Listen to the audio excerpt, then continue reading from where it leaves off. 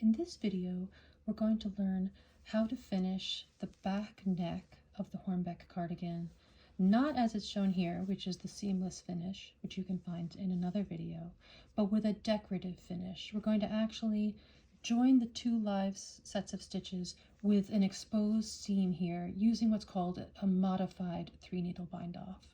So if you're either uncomfortable with grafting and don't want to attempt it at this stage, or you simply like the look of a decorative line here, which is perfectly, it's a lovely detail, then you can use this method, which is significantly faster and easier. So I'm going to show that to you now. And this, the way I'm going to show it to you, is actually a great way to practice a lot of the techniques in the sweater in a really short space of time. So I've prepared 2 teeny weeny pieces of double knitting here. These don't have tubular edges. These are just a long tail cast on edge, which actually looks very nice to my eye. I often do it this way. I don't always use a tubular because I think this is a really sturdy edge. If you want this to be even tighter, you can actually go down several needle sizes and pull that in more. It will start out very wide, just so you know, in case you do this, and pull in with each successive row. Double knitting takes a little while to establish. And that's all in my original tutorial for the double knit band on my website under tutorials. So that's a perfectly fine way to do it, but the tubular edge is also very nice.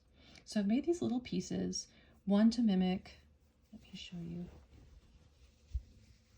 the right edge of the band, which is the right edge as it's worn, meaning when this is turned around on our bodies, that will be on our right side, and here's the left edge. So because you're going to treat them slightly differently in preparation.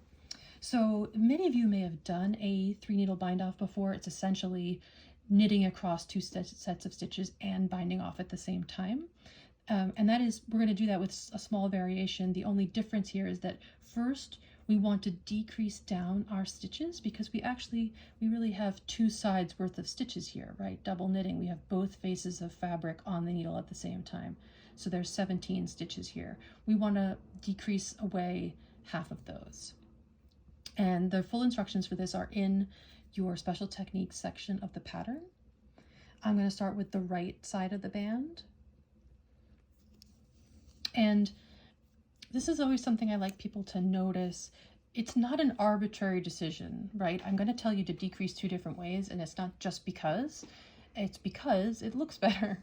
So on this first side, we're going to do SSK, and that's because this looks like a knit, this looks like a purl, and if we do SSK, that knit will cover that purl. And because this fabric is already, basically stockinette facing, that's what we want, okay? We want it to appear to be more stockinette-like. So I'm going to slip one, slip another,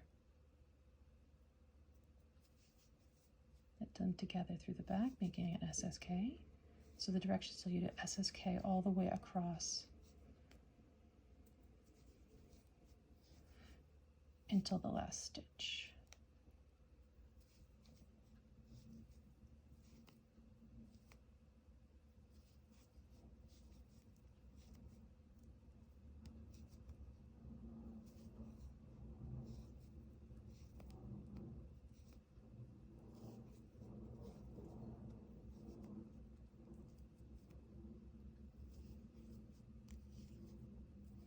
And that's because we only have 1 stitch left at the end, so we're just going to knit this one.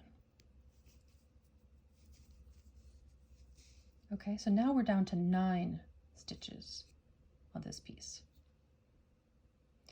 So I'm going to prepare the other side, which would be the left side of the band. And same thing here, not an arbitrary decision. This side tells you to knit 1 and then K2 together. And why is that? For the same reason that if you knit these 2 together, that knit stitch is going to cover that purl stitch and keep this looking stockinette-like. So these are just little tiny things, but sometimes I think it's helpful. Again, desert island techniques. If there's no one to consult, how can you think through what's going on? So that's knit 1 and then knit 2 together across.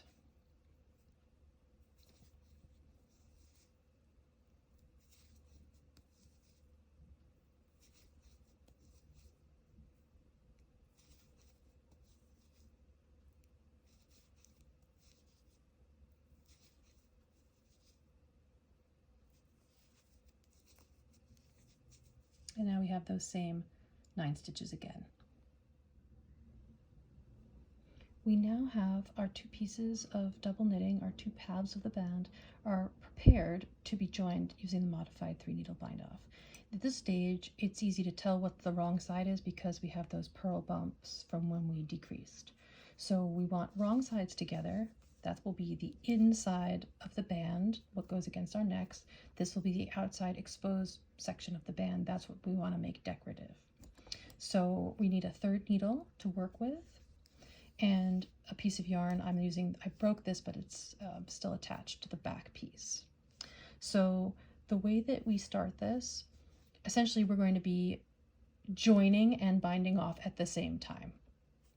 The way that we do that, and I have to credit my mother with this particular method. You may have seen this other places before. This is how she adapted to do it, and I think it is actually very clear. It breaks it down into clear steps. So I'm going to slip the first stitch on the front needle knitwise without working it, and then bring the yarn forward and purl the first stitch in the back.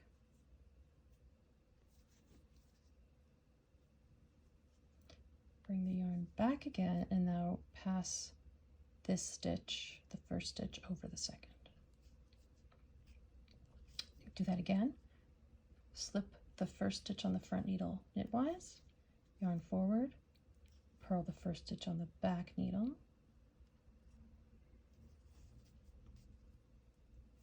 bring the yarn to the back, pass that slip stitch over, and now we're in a familiar situation. We have 2 stitches on the right hand needle, and so in order to bind off, we pass right over left.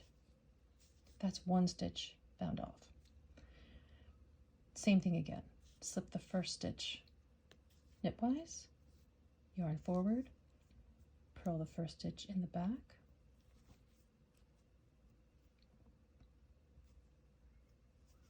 yarn to the back, pass that slipped stitch over. I like to loosen up a little bit there so it's not too tight, and then we bind off, pass right over left. And I like to loosen a bit there too. Same thing over and over and over again. We're just preparing so that there's always a second stitch on the needle to be bound off. Slip knitwise, purl, yarn to the back, pass over again to bind off. Slip knitwise, purl,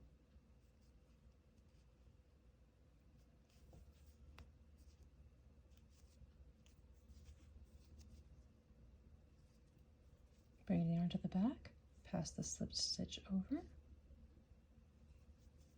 pass right over left to bind off. Tuck up a little bit, and you can start to see our exposed stockinette knit chain forming. Now there's a lot going on here. I would recommend the least slippery needles you have for this. I'm using wooden squares. As you can tell, they're worse behaved on camera, I will admit, but they look like they want to pop off at any moment. Don't let them. Just go slowly. Slip knitwise, purl,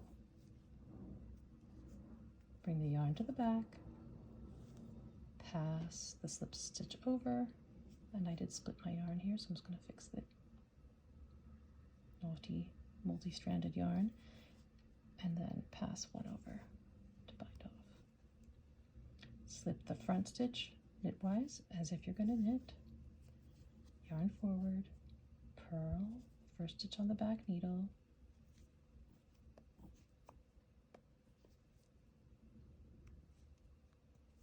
pass that slipped stitch over,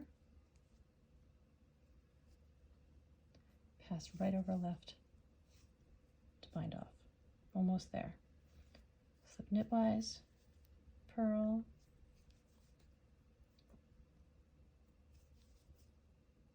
pass the slip stitch over, pass right over left to bind off.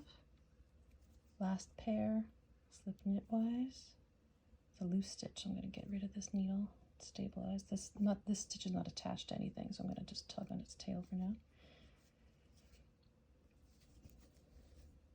Purl this last one,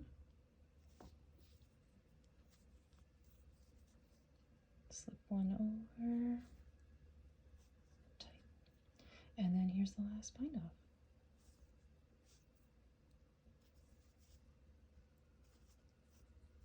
And then we just keep on pulling that thread. You can break it if yours isn't broken already. Pull it through, and there you have it, your exposed chain of knit stitches. That's what you will see on the outside of your sweater at center back neck. So you would have a little detail back there, right in that perfect divot.